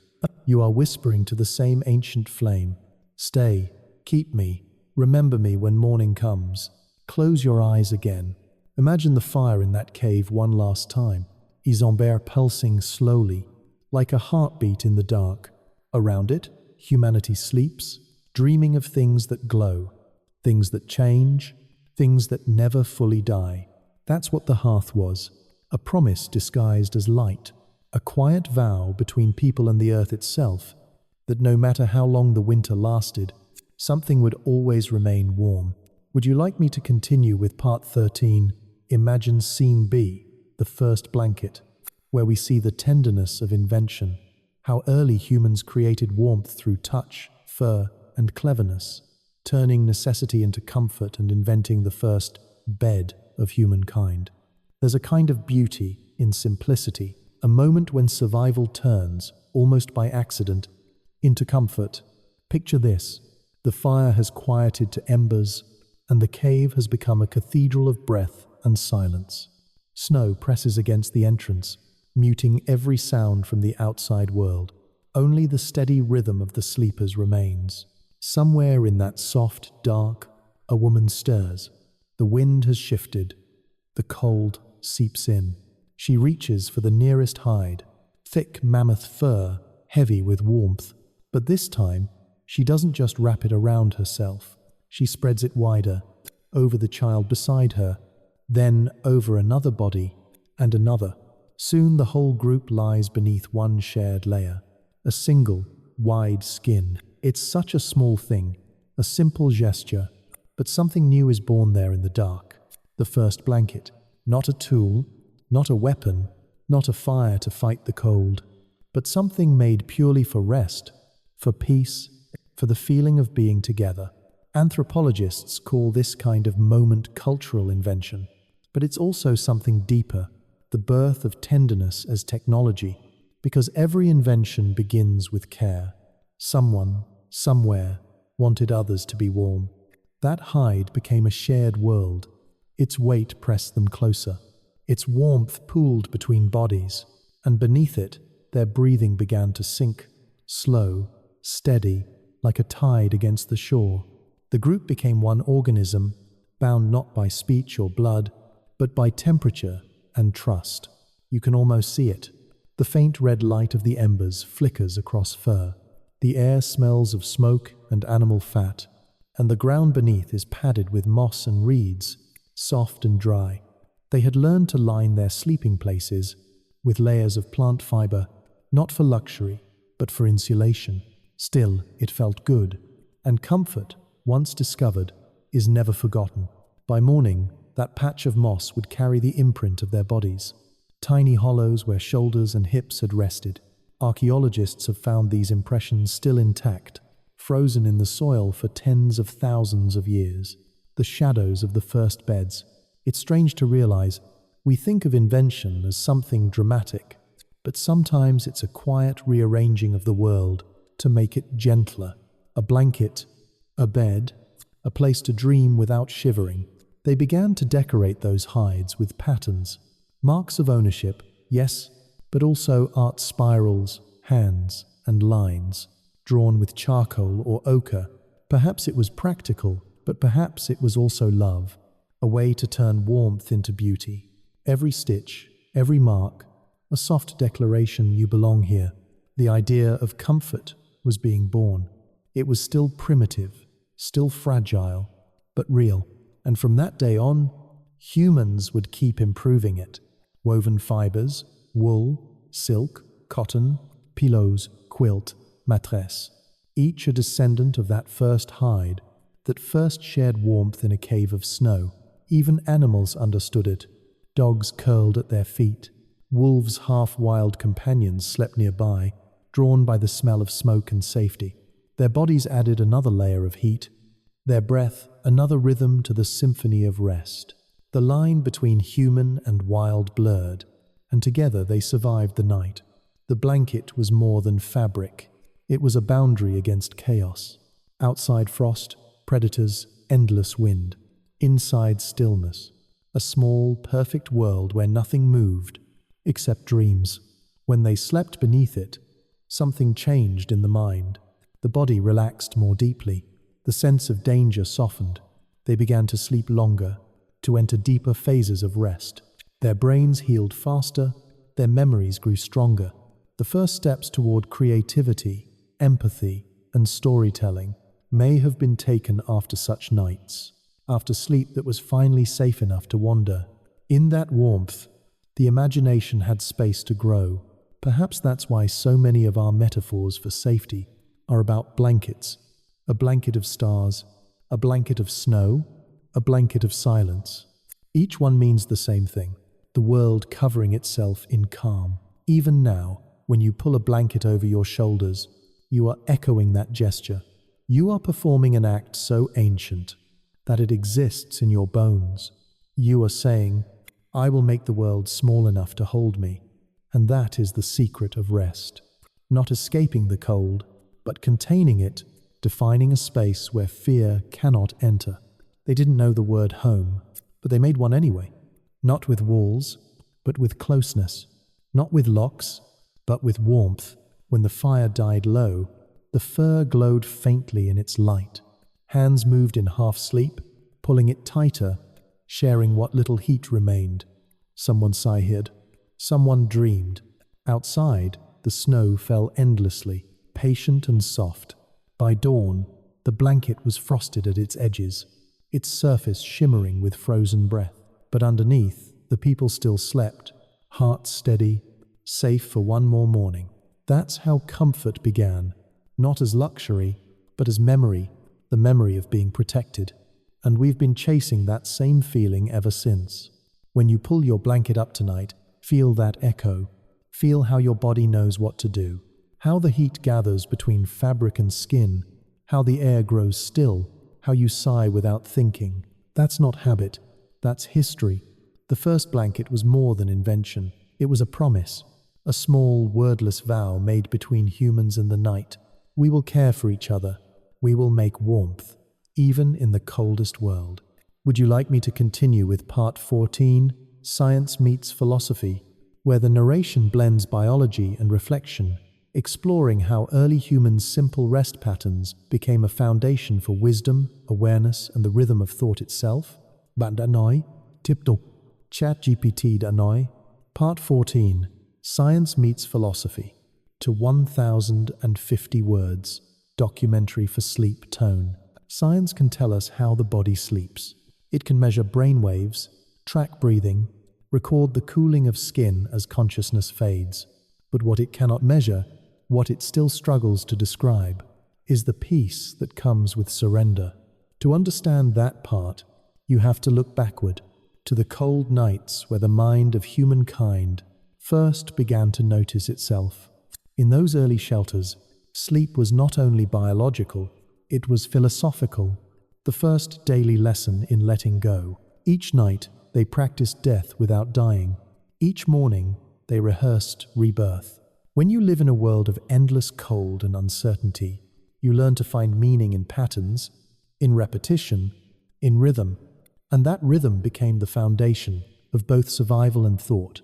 Science tells us that sleep reorganizes memory, that dreams mix information and emotion, turning experience into understanding. But maybe it also does something more mysterious. It teaches humility, because to fall asleep is to accept that the world can continue without you. That was something the IceAge people knew deeply. They didn't fight the cycle of waking and rest. They didn't see it as wasted time. They surrendered to it, the same way rivers surrender to the ocean. Perhaps that's why their world, harsh as it was, felt more balanced than ours. They lived inside the same logic that governed the planet. When the earth slept under ice, they slowed too. When the sun returned, they moved again. They didn't dominate nature. They mirrored it. We have words for that now. Homeostasis, circadian rhythm, adaptive rest. But those are only the surface. Underneath is a philosophy of harmony. To sleep was to align with the cosmos. To close your eyes was to trust that creation itself was still holding you. Every scientific discovery about sleep seems to circle back to that truth. Our brains, during deep rest, flush out toxins, recalibrate emotion, strengthen empathy. In other words, sleep makes us more human. It turns experience into wisdom, impulse into reflection. It's fascinating to think that this process began under mammoth fur and flickering light, that the same neurological choreography happening in you tonight, your neurons pulsing in slow waves, your body releasing tension, is a pattern older than civilization, a rhythm first learned beside a small fire, in a frozen cave. So maybe philosophy didn't start with speech. Maybe it started with silence, with people lying still, listening to the heartbeat of the earth, feeling themselves dissolve into it. Maybe that's when the first question arose, not spoken, but felt. Who am I when I'm not awake? From that question, awareness grew, and from awareness came imagination, belief, story. The great chain of human thought began with the act of rest.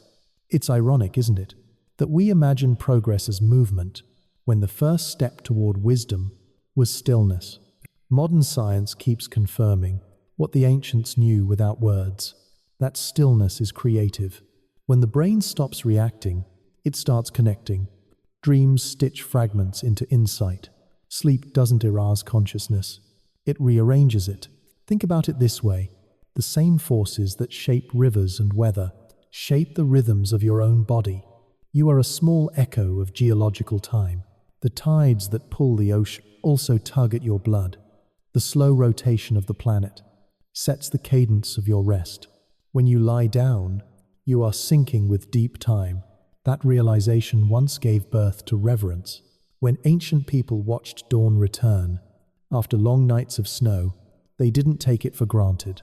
They had spent the night trusting the dark, believing that light would come back. That faith became the seed of spirituality, not religion as we define it, but wonder at the balance of things. Every morning was proof of order. Every sunrise said, "You can trust the cycle." And so they did. They built their lives around it. Today, science maps that same cycle in hormones and brain chemistry, but its heart is still poetic. When you wake feeling calm after good sleep, you are not just refreshed, You are reconnected. You have returned to rhythm. There's a small experiment you can try, one the IceAge never needed to name. Before you sleep tonight, sit quietly in the dark. Listen. Notice how your heartbeat slows when the noise stops. Notice how your breathing deepens as you begin to trust stillness. That shift, that moment when awareness gives way to peace, is the ancient dialogue between science and soul.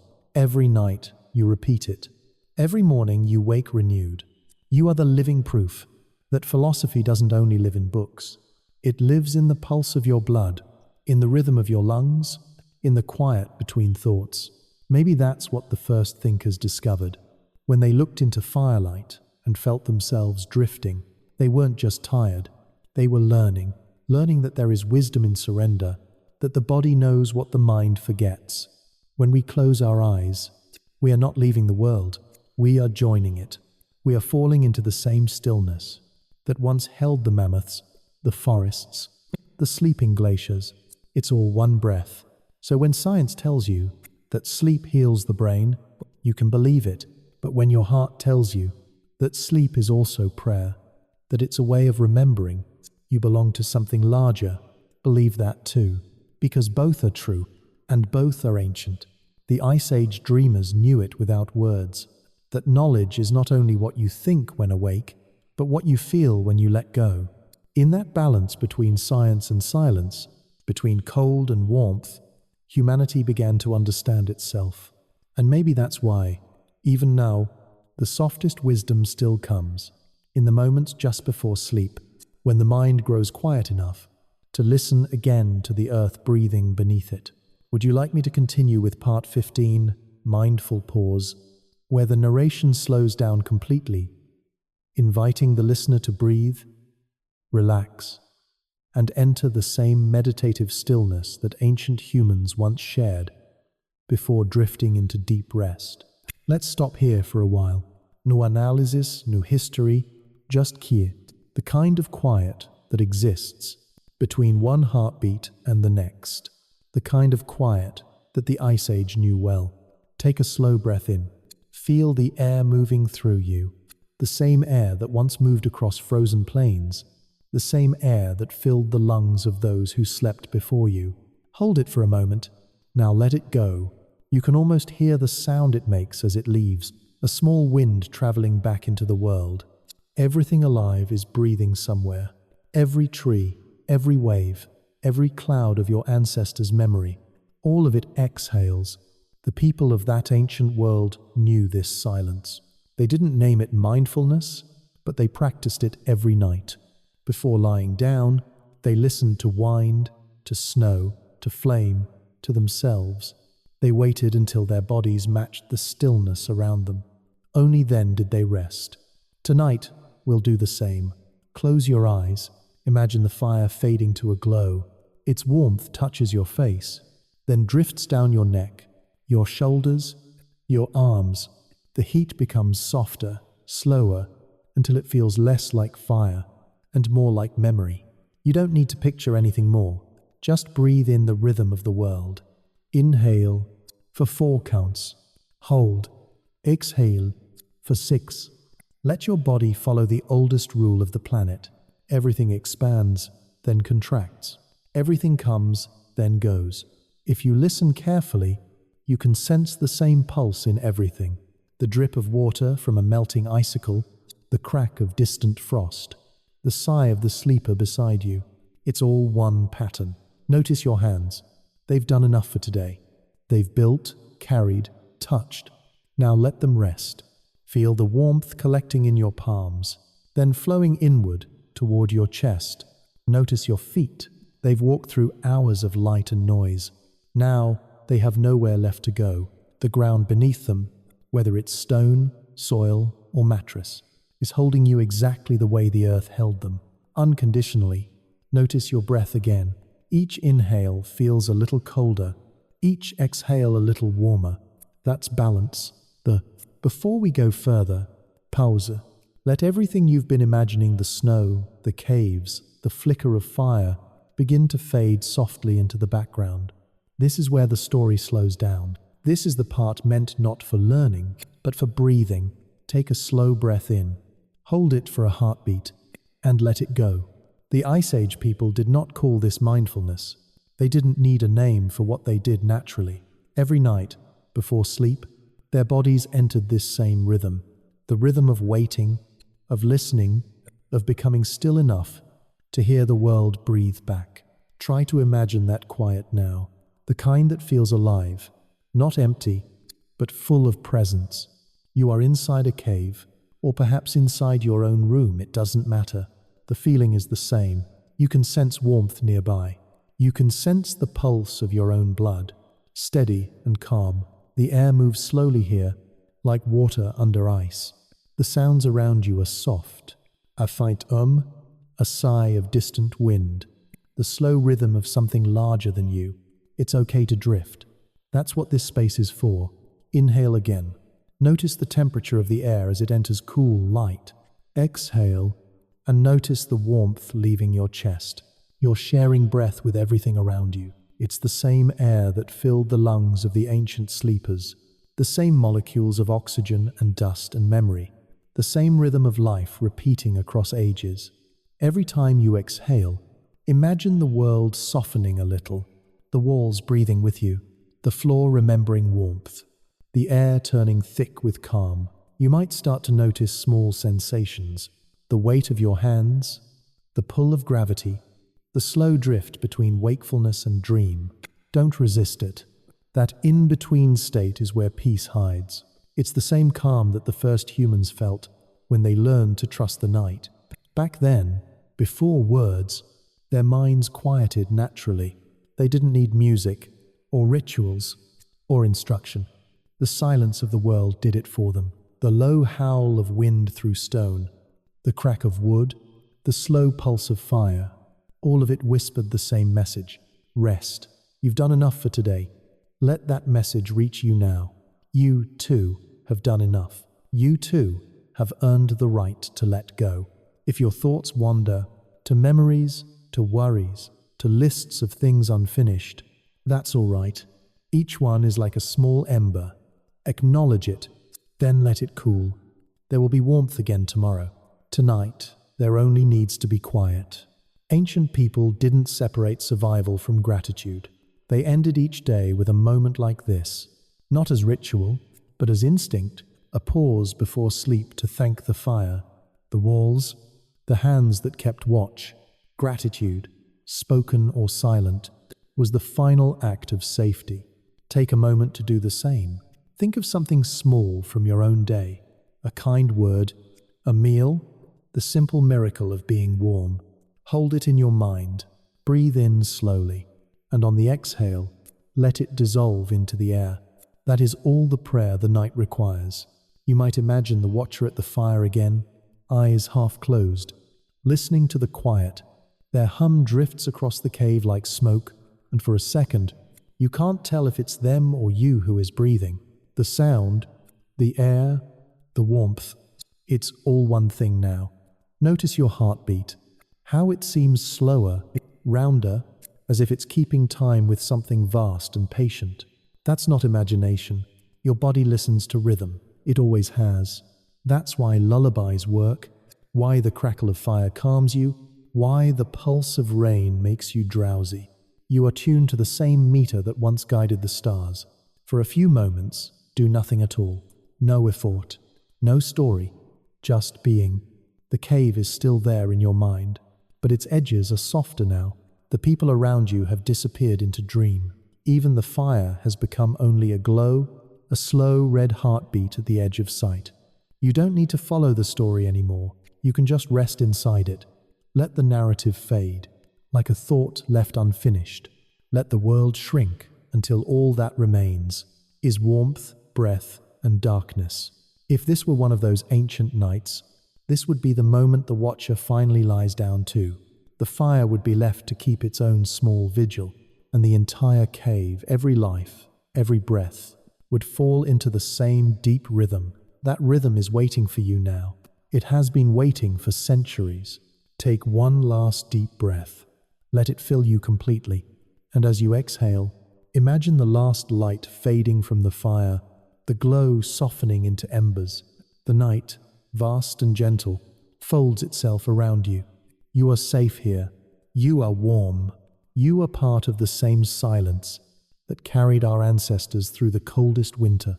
There is nothing left to do. Just rest. Just breathe. Just be. Every night we lie down, we repeat something ancient, something older than civilization, older than language, older even than fear.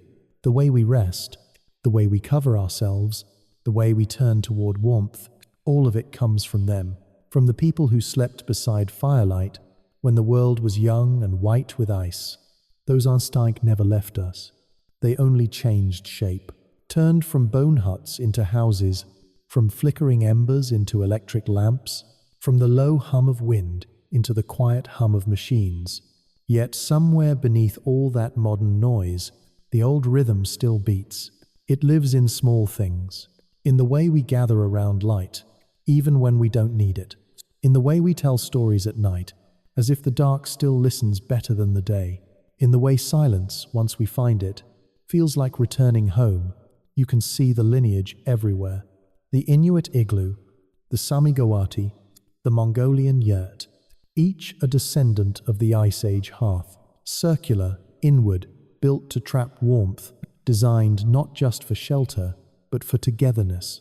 In all of them, the fire, or later, the stove, sits in the center, because warmth was never meant to belong to one person. It was always shared. Across continents, the memory persisted. Nomads in the desert built tents from woven hair, soft and dark, resistant to wind but open to light. In the far north, people used whale bones and driftwood, stretching skins over them in shapes that mimicked the rib cages of long-dead giants. Even in warmer lands, villages grew around central fires, places where people gathered to cook, talk, rest, and dream. The hearth became the first architecture of belonging. It taught us that comfort is circular, that the truest safety isn't hiding alone, but being held by others in the same warmth. And when societies changed, that memory adapted.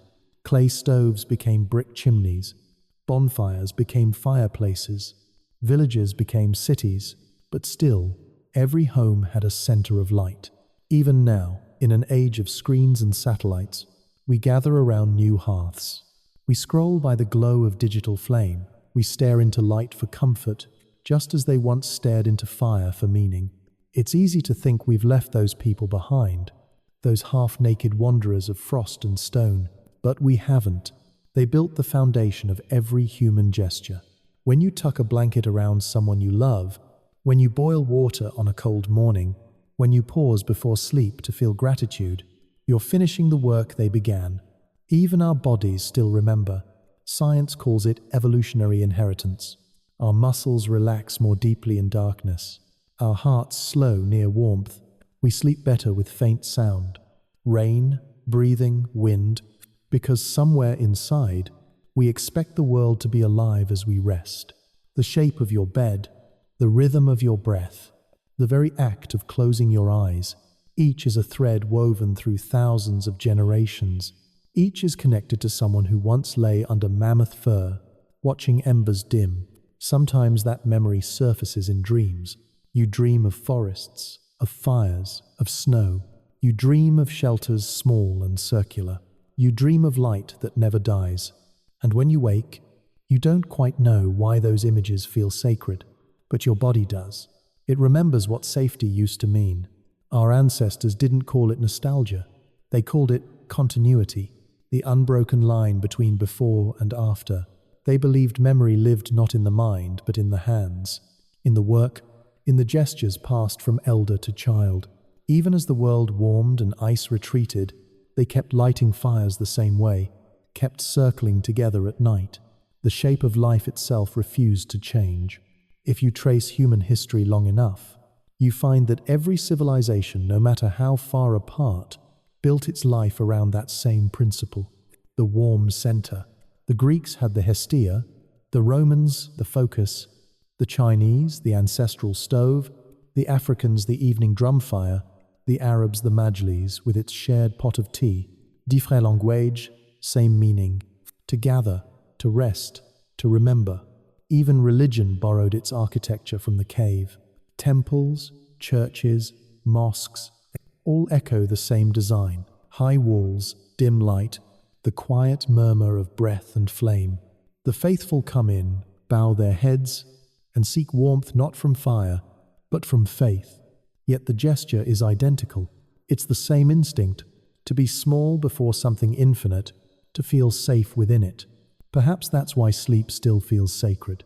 Why we close our eyes as if entering a shrine. Each night, without realizing it, we practice an ancient ritual, the surrender of the self to something larger, the acceptance that darkness too can be kind. And in that surrender, we carry the past forward. The Ice Age isn't gone. It lives quietly inside us, in our need for warmth, in our love of silence, in our belief that morning will always come. The threads of memory stretch through everything, through the fibers of your blanket, through the hum of your breath, through the very rhythm of your pulse. It's not history you're feeling when you fall asleep. It's inheritance. It's the echo of every ancestor, whoever lay down and trusted the night to keep them. So, when you rest tonight, remember this: you are not doing something ordinary. You are participating in a miracle that has never once been broken. The same darkness, the same warmth, the same dream. Close your eyes. The world has been sleeping with you for 50,000 years, and it still remembers how. Morning does not arrive suddenly in the Ice Age. It grows, like breath. A faint silver shimmer replaces the darkness at the mouth of the cave, and the long night begins to loosen its hold. Inside, the fire has nearly died. Only a few embers remain, pulsing with the slow rhythm of sleep. The air is cold again, but not cruel. The kind of cold that wakes without wounding. One by one they stir. Someone stretches, another coughs softly, and the sound rolls through the cave like the first music of the day. Frost glitters on the walls, catching the new light as if the cave itself were jeweled. The watcher, who fought off sleep for hours, rubs their eyes and feeds the fire with a final stick of wood. It smokes before it catches. Then, for an instant, flame returns. Not bright, but enough to remind them that warmth is still possible. That moment, the return of light, was more than the start of a new day. It was proof. Proof that the world had kept its promise, that the sun had not abandoned them, that life, fragile and small, was still being carried forward. To us, morning is routine. To them, it was a miracle. The first light would paint the snow outside in blue and gold. The valley below would glimmer like frozen glass. The wind would change from whisper to voice, and somewhere in the distance, a mammoth's low call would echo against the mountains. They didn't rush to move. They watched. They waited. They let the new day reveal itself slowly. It wasn't just survival, it was reverence. Each dawn was a ceremony of renewal. For thousands of years, humans lived by this rhythm. Light and dark, warmth and cold, rest and motion. The threshold between night and day wasn't just physical, it was spiritual. The shift itself meant balance had been restored. The world had exhaled again. The cold air entering the cave was clean and sharp. They breathed it in deeply, filling their lungs, feeling the weight of sleep dissolve into movement. That first breath, after waking, carried meaning. It was the same air they'd exhaled the night before, now returned purified by the mountain wind. Inhale, exhale, a perfect exchange. They didn't speak at first. Words came later, the sound of crackling fire, the rustle of furs, the crunch of snow underfoot. These were the morning prayers, small gestures that said, "We made it." A few stepped outside. The horizon stretched endlessly, a canvas of pale blue and white. The sun had not yet risen, but the sky already glowed. It was enough. They stood there, motionless, their bodies outlined by the faint light of the coming day. In moments like that, humans first learned the idea of hope. Not a word, not a thought, but a sensation, something between relief and gratitude. Hope was the warmth that survived the cold. It was the space between fear and faith.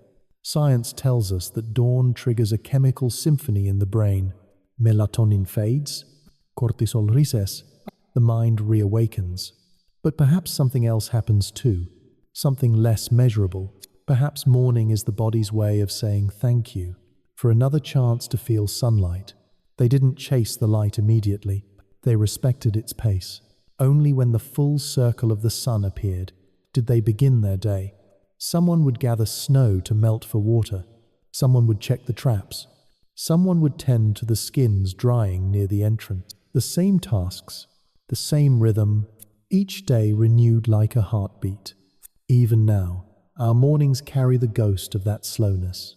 The way we blink at light after sleep, stretch our limes, sit in silence for a few seconds before we speak, all of that comes from them. Your body still remembers the ceremony of waking.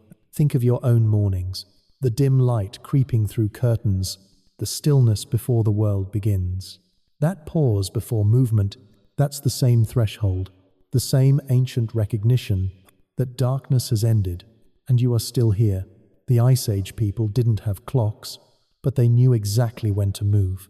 When the first bird called, when the frost began to soften, when the light turned from silver to gold, every cue was written in the landscape, every action in harmony with something larger.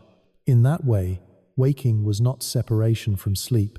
It was continuation, a gentle rising, not a break. The world did not wake up all at once. Neither did they.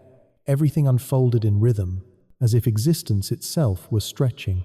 They would eat quietly, share water, and then step into the light together. Behind them, the cave still held traces of warmth, smoke spiraling upward, ash cooling to grey. Ahead of them, a world waiting to be shaped again.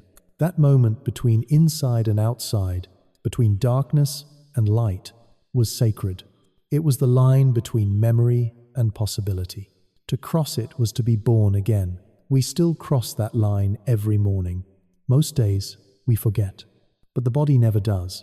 When you open your eyes after sleep, when you take that first breath of the day, you are repeating the oldest ritual in the world.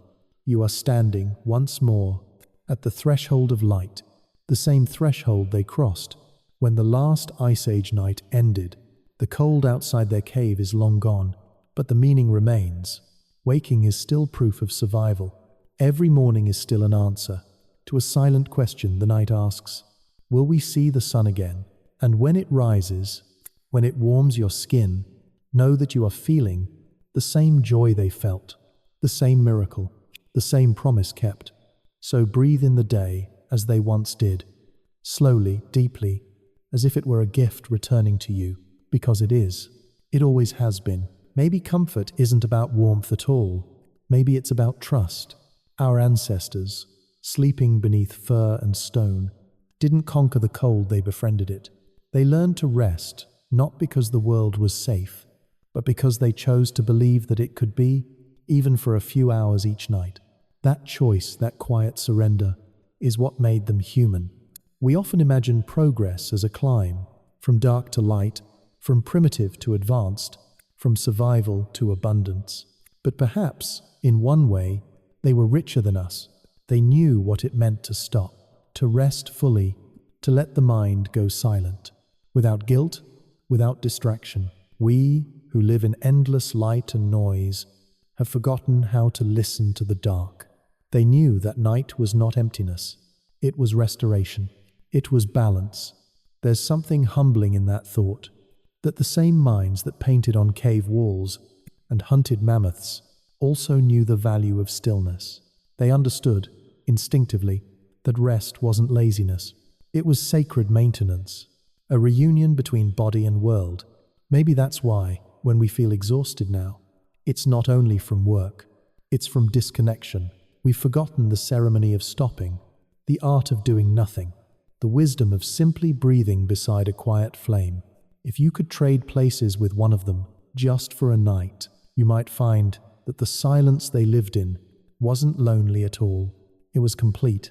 The sound of snow falling, the low hum of the fire, the rhythm of 10 people breathing as one, All of it formed a kind of music, not made by humans, but made for them. They didn't need to fill the night. They only needed to belong to it. And that's what sleep truly is. Belonging. It's the body remembering that it's part of something larger than itself. A cycle, a pulse, a continuity of life that started long before us and will continue long after. Even now, you can feel that connection if you slow down enough. The hum of electricity in your walls, the soft ticking of a clock, the faint rush of your own heartbeat. Each one is a descendant of the old sounds. Each one, in its own way, is keeping you company in the dark. When you think of them now, those early sleepers who faced winters we can barely imagine, don't pity them. They were not fragile shadows of us. They were the teachers of calm. They were the architects of rest. They built a world not of stone and steel, but of rhythm and trust. And we carry their design inside us still. Every heartbeat, every slow breath, every instinct to huddle near light is a page from their unwritten book. They taught us how to live through stillness, how to endure without rushing, how to find joy in something as small as warmth. Sometimes I wonder, if they could see our world now, what would they think? Skyscrapers glowing all night, machines humming endlessly, people sleeping alone in bright rooms. Would they recognize us as their descendants? Or would they see us as the ones who forgot the rhythm? Perhaps they would smile and say nothing, because they would know that beneath all the noise, we are still the same. The body still softens at darkness. The breath still slows at warmth. The soul still searches for silence. And silence is patient. It waits. It always waits. If you close your eyes tonight, you might feel it waiting for you. That ancien quiet still lingering beneath the surface of your thoughts. It's the same quiet that once lived in the caves, the same stillness that held the earth under ice. It has outlasted empires, languages, and time itself, and it's still here, whispering softly behind the hum of your world. Rest. You belong to me. When you let yourself rest, you are not retreating from life. You are returning to it. You are stepping back into the same current that carried the first humans through their longest nights. The same current that carries you now. Think of all those who came before you, each one closing their eyes at the end of a hard day, trusting that dawn would come. Thousands upon thousands of small acts of faith, each one adding to the next, until it became tradition, and then instinct, and then simply humanity. Their world has melted away, but the warmth they created never did. It lingers in every home, every heartbeat, every quiet moment when we stop chasing and simply breathe. Perhaps that's what comfort really is. The feeling of remembering that we are part of something unbroken, that somewhere, beyond the noise of modern life, the same old fire still burns and its light still reaches us. So, when you close your eyes tonight, don't think of sleep as escape. Think of it as a return to them, to the earth, to the quiet promise that has never once been broken. Because every night, when you drift away, you are continuing the oldest story ever told, the story of how we learned to trust the dark and found warmth waiting there. You're still here, still breathing in the same rhythm that carried us through the ages. The story has quieted now, but its warmth hasn't faded. It's still glowing in you. Before you drift completely away, pause for a moment. Look around, wherever you are. Maybe it's late. Maybe the lights are low, and the world beyond your window has gone still. Maybe you can hear a clock ticking, a car passing in the distance, or the soft hum of air in the room. That's your modern night, your version of the cave. Your warmth, your silence, your fire. And just like them, you've survived the cold hours of the world today. You've done enough. You've seen enough. Now you can rest. Every night, millions of people listen like this, each in their own quiet space, each carrying their own small ember of curiosity, from mountains, from cities, from small rooms filled with soft light. We're all connected by that same ancient act, listening to stories beside the fire, letting them melt into dreams. If this story has found you tonight, if it helped you feel the weight of the world soften, you can whisper back just a simple thought. a small gesture of connection. Tell us where you're listening from, somewhere in this world of warmth and dark. Another listener will read your words tomorrow and know they weren't alone either. That's the quiet magic of these nights, the invisible thread that ties us across time and distance. From a frozen cave to the glow of your screen, the story continues. If you wish, you can help keep this small fire burning by leaving a thought, a like, or just returning when the night feels long again. Each gesture is a spark. Each one keeps the warmth alive. But you don't have to do anything right now.